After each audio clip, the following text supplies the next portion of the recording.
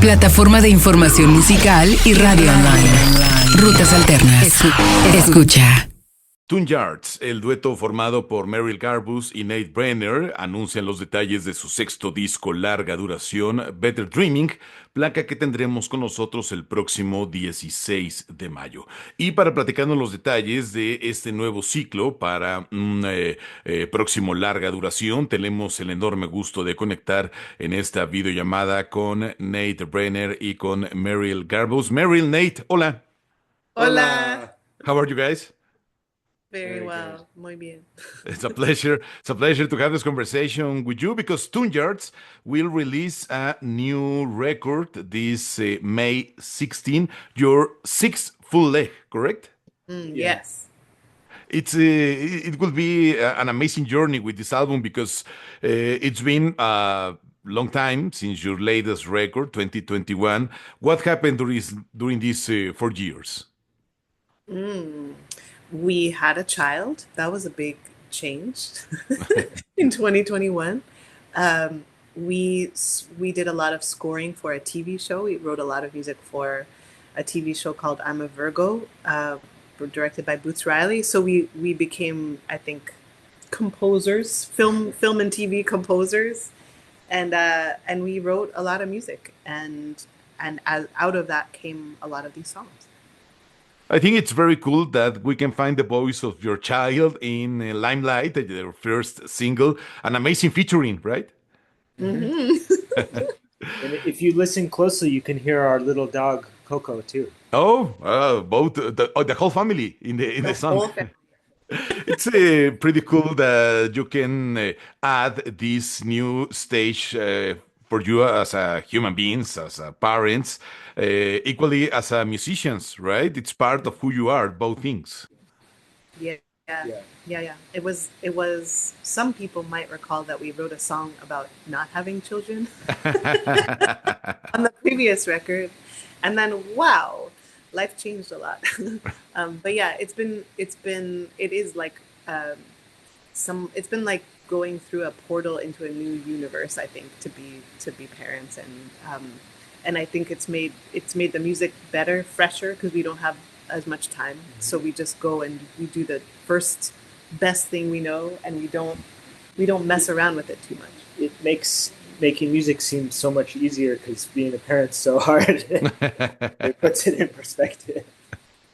And this is a post-pandemic album, and you became parents during the COVID pandemic. Was it also hard to be in these weird times, these weird moments for you as a new parents and also as a musicians that want to start this new part of your career? For me, the hardest, when it came down to it, we were quite comfortable. I think it was actually a great time to have a baby because we got a lot of time together alone and at home. I think what's been hardest is just and I'm sure we're not alone, but the fear of the unknown. The fear, I had such a fear that I would never be able to perform again on stage.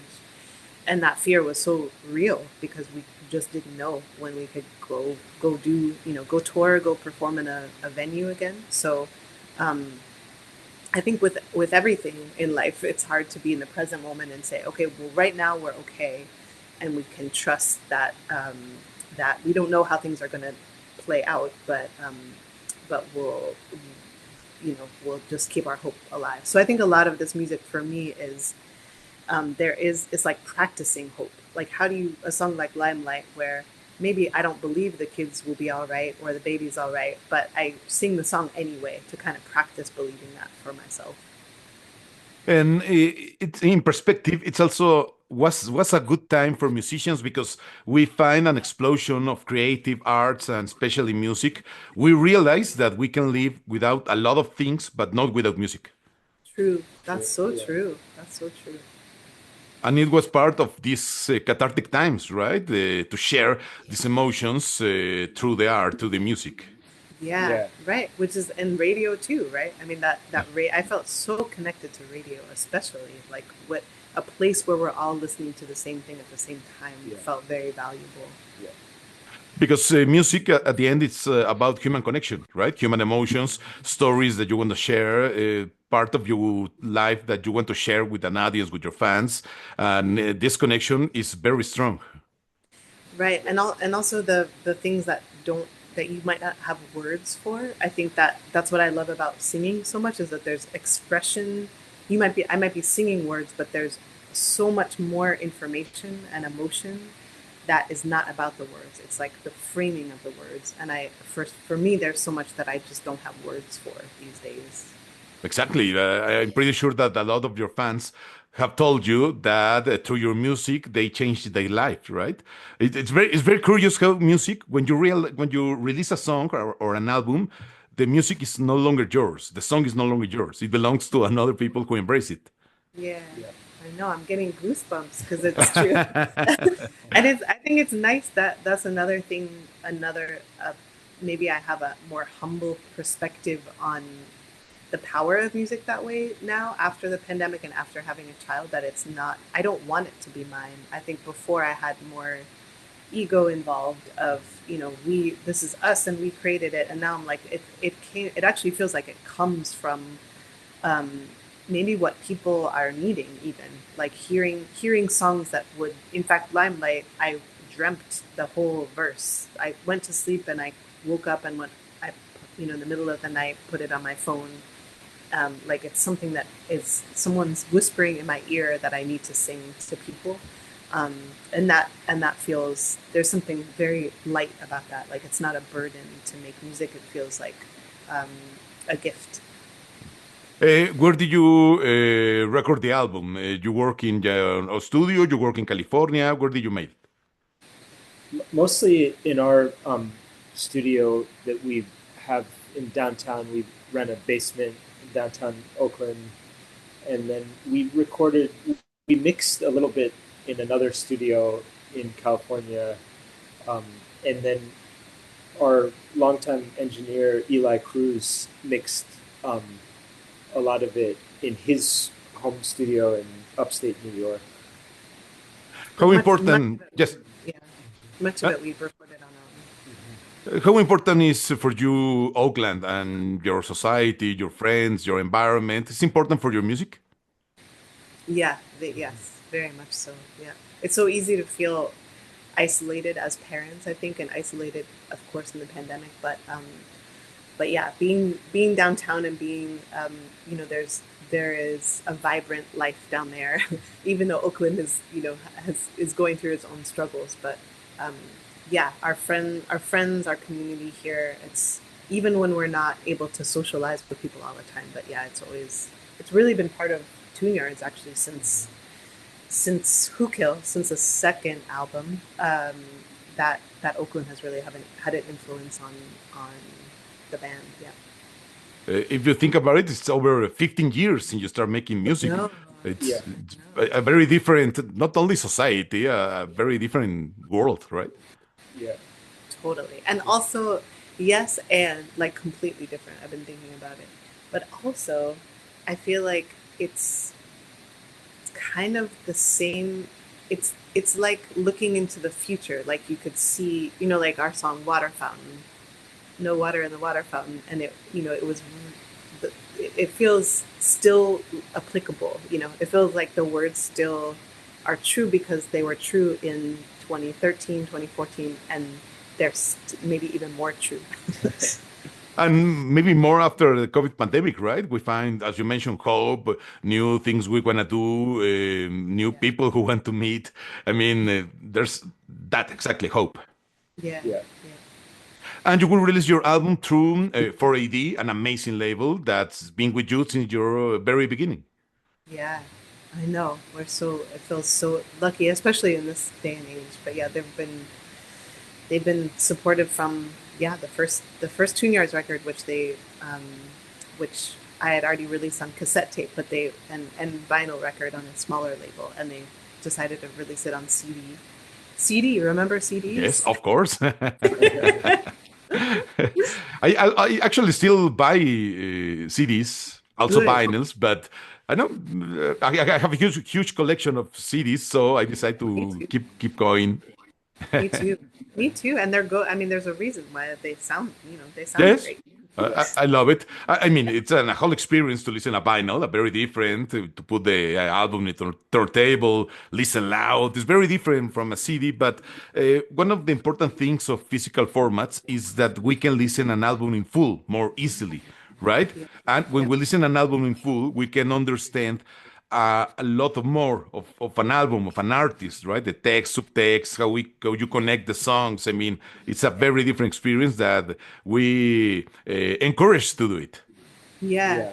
Thank you for doing it that way. Because we definitely put in, even at the end, I think we had all the songs, and I said, it's not, something doesn't feel right. And it was that there wasn't this connective tissue between the songs, like you're taking people on a real journey.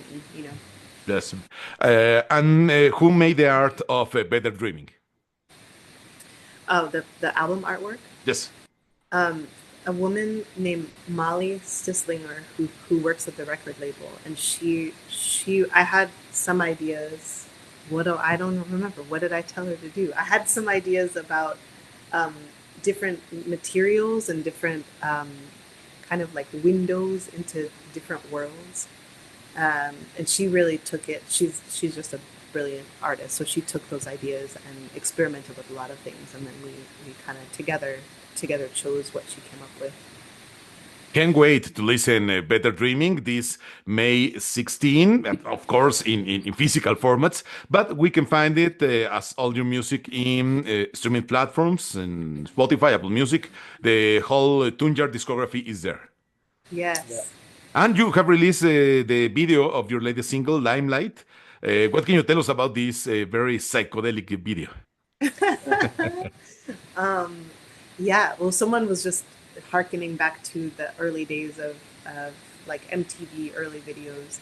I think we had this idea. It was made by a woman, Jayla Smith, also that works at 4AD, and just talking about how to weave animation in and the sense of like tactile objects, yarn, or these different materials that you can use to frame as little windows of us, basically. And I think music videos are always a funny thing because they, gone are the days of these high budget, lots of money put into like flashy music videos. but we really want to give people something visually captivating to go along with the song. So yeah, you see our child, not really his face, but it felt, we just did a little bit of videotaping in our home with our kid dancing around to the music, and then she wove that into psychedelia. Maybe he's gonna be one of the music guests in your tour, right? Oh, definitely. Yeah. So you will release the album on May 16, and will you go on tour after that? Yeah, we'll be on. Actually, before that, we'll do a small tour, and then today we just announced some performances on the west coast of the U.S. But yeah, more to come. Yeah. We can't wait to get back on the stage. And we don't know when, but we're coming to Mexico. That's right. Absolutely. You have to come, right? We will. We do. We will. We've heard that we have to come. Looking forward to see you live here in Mexico and to listen your latest record. In the meantime, we can watch the video from Limelight in YouTube and listen your music in all streaming platforms. Congratulations, guys, not only for this album, but your whole career. It's been amazing. And really looking forward to see you live here, not only in Mexico City, but here, Guadalajara, Monterrey, other cities in the country. Yeah, we would love to come. Okay, we'll come. We're coming. We're there. Please do it. And if you think about it, we are just a few hours away in plane, right? Well, that's the thing. Exactly. It's too close. People go on vacation to Mexico all the time. Why can't we come play shows? So close. I hope you can make it as soon as possible. In the meantime, we will listen on May 16, A Better Dreaming, the sixth full-length album from Tunjards. Merrill, Nate, congratulations again. It's been a pleasure to have this conversation with you. Thank you so much for the chat with Rutas Alternas. Thank you so much. Plataforma de información musical y radio online. Rutas Alternas. Escucha.